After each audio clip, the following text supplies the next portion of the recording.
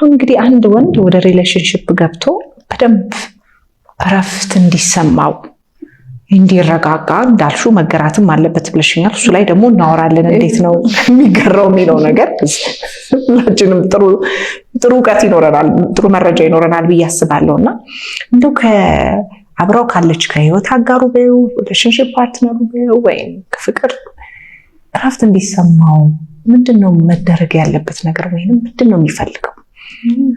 ለወንድ ልጅ ሴት ልጅ እረፍቱ ናት።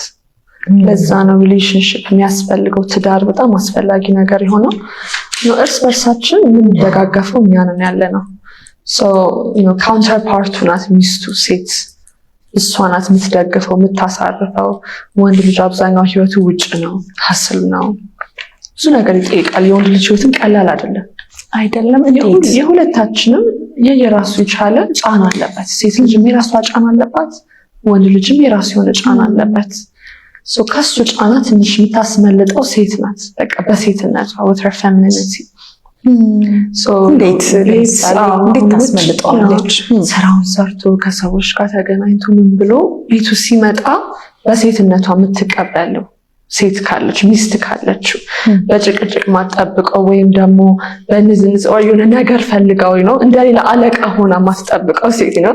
ስራ ቦታው ከአንድ አለቃ ጋር ዲል ያደረገው ቤት ውስጥም ሌላ አለቃ ከምትጠብቀው ከዛ ነገር ትንሽ የምታሳርፈው ፌሚኒኒቲ የሚባል ነገር አለ፣ ሴትነት።